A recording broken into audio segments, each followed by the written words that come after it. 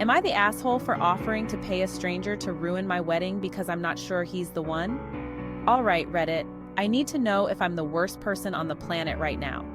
I've been sitting on this for a while and the guilt is eating me alive. But at the same time, I feel like I had my reasons. Here's the story.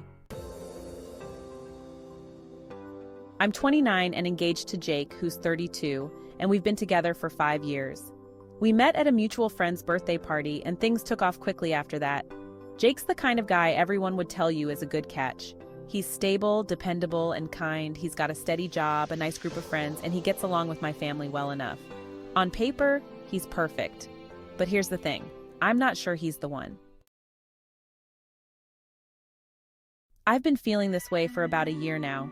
It's hard to explain, but something just feels off. It's not like Jake did anything wrong. He's never cheated, never treated me badly. There's just this nagging feeling in my gut that maybe I'm making a huge mistake.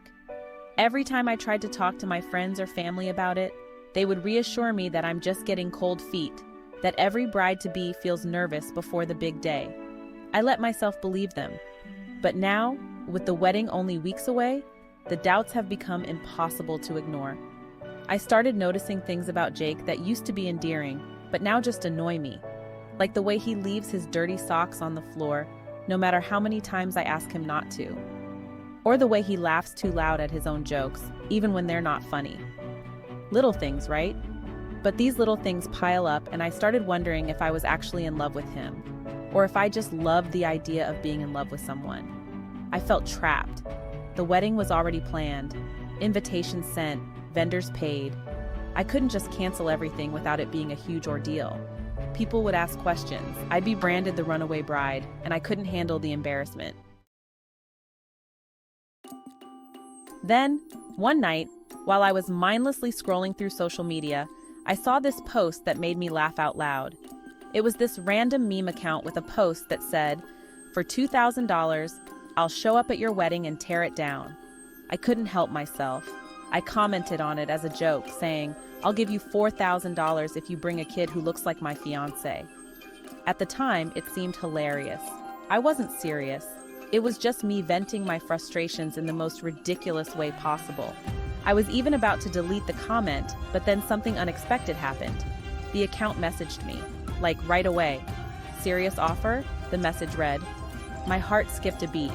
Was this real? Was I actually entertaining this nonsense? Part of me wanted to laugh it off and block the account, but then a little voice in the back of my head said, "What if?" I didn't answer the message right away. But the more I thought about it, the more I began to wonder if this was my way out. Maybe if something happened at the wedding, something dramatic enough, I wouldn't have to be the one to call it off.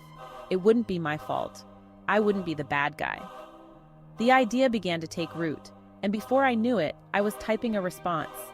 "Could we make it look like my fiance has been hiding something from me?" I asked, half joking, half serious. The account replied almost instantly, "I can make anything happen for the right price." Now I know what you're all thinking. Who in their right mind would actually go through with something like this? But when you're desperate and scared and feeling like you're about to ruin your life, you start thinking irrationally. I was convincing myself that if this person could just cause a scene at the wedding, make it look like Jake had some secret love children running around, then maybe I could escape without looking like the bad guy. So I made the deal. I transferred $4,000 to a random stranger on the internet in exchange for them to show up at my wedding with a kid who vaguely resembled Jake. I figured I'd play the shocked and betrayed fiance, call off the wedding, and then, well, I hadn't exactly thought through what would happen next. All I knew was that I needed out, and this seemed like the only way to do it without blowing up my entire life. Fast forward to the day of the wedding. Everything was going smoothly, too smoothly. My bridesmaids were buzzing around, getting ready, taking pictures, and making sure I was the most beautiful bride they'd ever seen. Jake was somewhere with his groomsmen, probably knocking back a beer or two and talking about sports. Everything felt normal, except for me. My stomach was in knots. I kept checking my phone, wondering if the stranger I'd hired would actually follow through. Part of me hoped they wouldn't.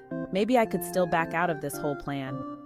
but as the ceremony time crept closer, I knew there was no turning back. Then it happened. We were halfway through the ceremony, standing at the altar, when suddenly a woman burst through the doors of the venue, holding the hand of a small boy. The room went silent. Everyone turned to look at her, including me. She was exactly as I had pictured, disheveled, with wild hair and a manic expression. The boy she was dragging along behind her was maybe 4 or 6 years old, and I'll be damned if he didn't look eerily like Jake. "You bastard!" she screamed, pointing directly at Jake. "How could you stand up there and lie to this poor woman?" The entire room gasped. I could feel all eyes on me, and I had to remind myself to breathe. This was it. My plan was working. I could get out of this. Jake looked at the woman, completely dumbfounded. "What the hell are you talking about? Does she know about me? Or about your son?" she cried, pushing the boy forward. "You've been hiding him from her for years, and now you're going to marry her without telling her the truth?" I played my part perfectly. I dropped Jake's hands and stumbled backward, covering my mouth in shock. Tears welled up in my eyes. I might have overdone it a bit, but hey, I was trying to sell this. "Jake, is this true?" I whispered, my voice trembling. He looked at me wide-eyed and shaking his head furiously. No, I have no idea who this woman is. I swear she's lying." The woman pushed the kids forward again. "Look at him. He has your eyes, Jake. Don't you dare deny him." At this point, the crowd was murmuring, and I could see Jake's family whispering to each other, looking concerned. My parents were glaring at him, my mother clutching her pearls like she'd just seen a ghost.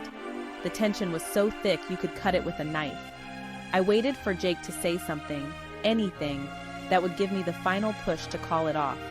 But instead, he just stood there, looking like a deer caught in headlights. He kept denying it, but the more he spoke, the more desperate and guilty he looked. Finally, I couldn't take it anymore. I turned to him and said, "I can't do this. I'm sorry, but I just can't." With that, I bolted from the altar and ran out of the venue, leaving behind a sea of shocked guests and a bewildered Jake. I hid in the bridal suite for a while, waiting for things to calm down. The stranger I'd hired texted me, saying they were gone, that the job was done. I should have felt relieved, but instead I felt a pit of guilt in my stomach. What had I just done? That was 3 weeks ago, and now I'm sitting here wondering if I'm the asshole for what I did. Jake and I haven't spoken since the wedding. He's tried calling and texting, but I haven't had the courage to respond. My family thinks I made the right decision. After all, they believe Jake really had some secret child running around. They don't know the truth. No one does. But I can't shake the feeling that I've just made a huge mistake. Jake didn't deserve that. He didn't deserve to be humiliated like that in front of all our friends and family. And now, I'm left wondering if I'll ever be able to forgive myself for lying to everyone, especially to Jake. So Reddit, I need to know, am I the asshole for paying someone to ruin my own wedding because I wasn't sure about marrying Jake? I thought everything had blown over. I was wrong. 3 weeks had passed since I bolted from my own wedding, leaving Jake and everyone else in shock. I'd been ignoring his calls and texts, trying to focus on moving forward. I was ready to put it all behind me, forget the disaster I had orchestrated, and start over. But then yesterday, as I was leaving the office, my past came back to haunt me. As I stepped out of the building, I saw a man leaning against my car. My heart raced, and for a moment, I thought it was Jake. But when I got closer, I realized it wasn't him. It was Andrew, Jake's best friend and college roommate, the best man at our almost wedding. I hesitated, but I couldn't avoid him. I had to face whatever this was. As I walked toward my car, my stomach churned and I stumbled a bit, almost losing my balance. Andrew didn't move. He just stood there, arms crossed, watching me with an expression I couldn't read. "Andrew," I said cautiously, "what are you doing here?" He straightened up, his face hardening. "We need to talk." I swallowed, trying to keep my voice steady. "About what?" "About Jake," he said flatly, his eyes narrowing. "And what you did." I flinched, feeling a wave of guilt and anxiety crash over me. This was the last thing I wanted to deal with. "I don't know what you're talking about," I lied, even though I knew exactly what he meant. He scoffed, shaking his head. "Cut the crap, okay? I know everything. Jake told me what happened, or at least what he thinks happened." My heart pounded in my chest. What did he tell you? That you hired some woman to show up at the wedding with a kid? That you paid her to lie and claim that kid was his? That you staged the whole thing because you didn't want to marry him? He paused, his eyes piercing into mine. And you were right. My breath caught in my throat. What do you mean I was right? Andrew's jaw clenched, and for a moment I thought he wasn't going to answer. But then he sighed, running a hand through his hair. I'm the only one who knows, the only one who knew all along. I stared at him, confused and a little afraid. Knew what? About Jake's secret, Andrew said, his voice dropping to a low, serious tone. The kid and his mother, it's true. Everything you staged, everything you faked, it's real. My stomach twisted. I couldn't believe what I was hearing. All this time I had thought I was the one manipulating the situation, creating a scenario to escape the marriage, but it turned out that Jake had been hiding a secret all along. Andrew sighed, leaning back against my car again. Jake's been paying child support for a kid he's never met. He didn't know how to tell you. Hell, he didn't know how to tell anyone. I'm the only one he confided in. His sister doesn't even know. He's been keeping it quiet for years. I felt like the ground had been pulled out from under me. I had orchestrated a fake scandal, only to discover that it wasn't fake at all. I had unknowingly exposed Jake's real secret. You've got to be kidding me, I muttered, shaking my head. How could he do that? How could he keep something like that from me? Andrew shrugged, his expression grim. He didn't know how to tell you. The closer the wedding got, the harder it became. He thought he could somehow bury it, make it go away. But obviously that wasn't going to happen. I let out a bitter laugh, so I was right to call off the wedding. Andrew nodded slowly. Yeah, you were. You can't start a marriage with that kind of secret hanging over you. But I've got to ask, how did you know? Who tipped you off? I looked at him, torn between laughing and crying. No one told me anything. I didn't know, Andrew. I didn't know a damn thing. I hired that woman to fake it because I didn't want to marry him. I didn't have the guts to just tell him. So I paid her to show up with a kid who looked like him and cause a scene. It was all fake. At least I thought it was. Andrew stared at me, his eyes wide with disbelief. Wait, you mean to tell me that the whole thing was a coincidence? I nodded, still in shock myself. Yeah, I had no idea about his real secret. I just needed a way out. Andrew shook his head, a bewildered look on his face. That's insane. I know, I said quietly. Believe me, I know. For a long moment, we both stood there in silence, the weight of the situation pressing down on us. Finally, Andrew sighed again and looked at me with a kind of reluctant understanding. Well, he said, I guess you dodged a bullet then. But I have to admit, the whole thing is messed up. I couldn't argue with that. The entire situation was a disaster from start to finish. But at least now, I had some clarity. I wasn't the only one keeping secrets.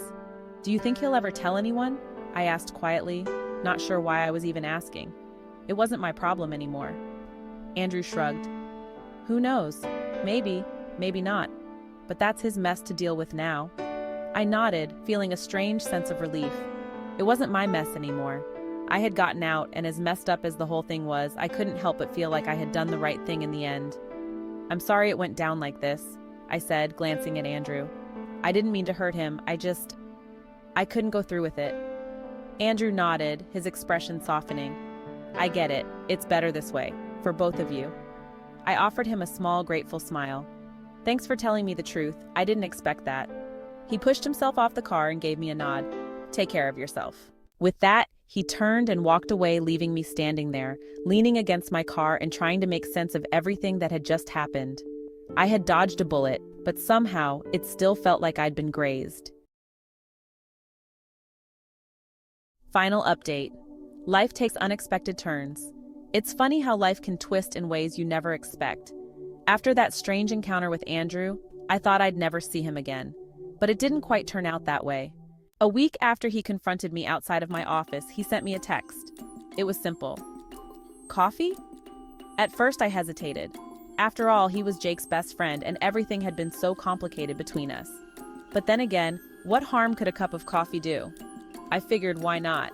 At the very least, I could try to salvage a normal conversation from this entire mess. We met at a small cafe not too far from my place. I didn't expect anything other than an awkward, polite conversation. But surprisingly, it wasn't awkward at all.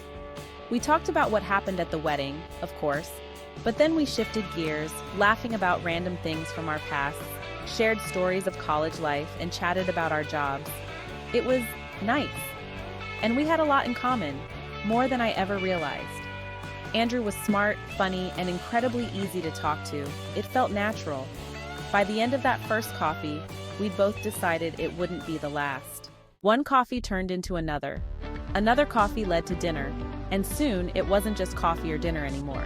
We were spending a lot of time together, and before I knew it, we were dating. And for once, things felt simple and good.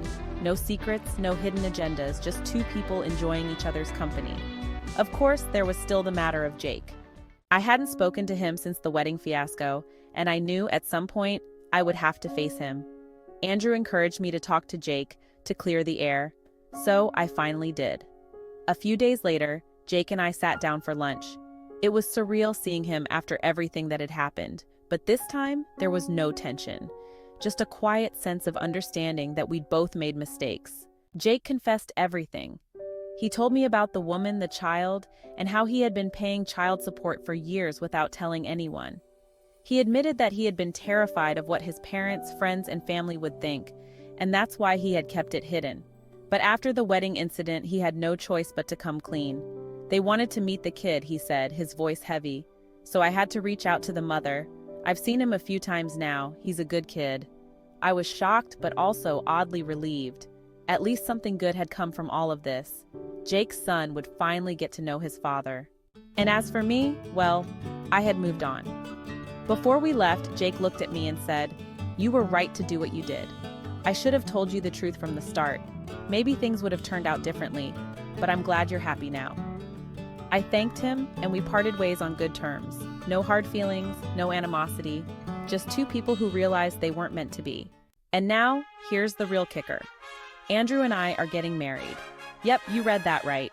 It wasn't something either of us had planned on, but after months of dating and spending nearly every day together, it just felt right. We're not doing anything big though, just a small courthouse wedding. After everything that happened with Jake, I didn't want another grand ceremony. Plus, my parents had already paid for a big wedding once, and they weren't too keen on doing it again. I can't say I blame them. The wedding is in 2 weeks, and honestly, I'm excited. Andrew is the kind of person I never thought I'd end up with, but sometimes life surprises you in the best ways. So was I the asshole for what I did at the wedding? Maybe. I can't deny that what I did was extreme, and yes, I probably should have just called off the wedding like a normal person. But looking back, I realize now that it was the push both Jake and I needed to confront the truths we had been avoiding for so long. And in the end, everything worked out the way it was supposed to. Jake's son will get to know his father, and I've found happiness in a relationship I never expected. Life takes funny turns sometimes, but I guess that's what makes it so interesting.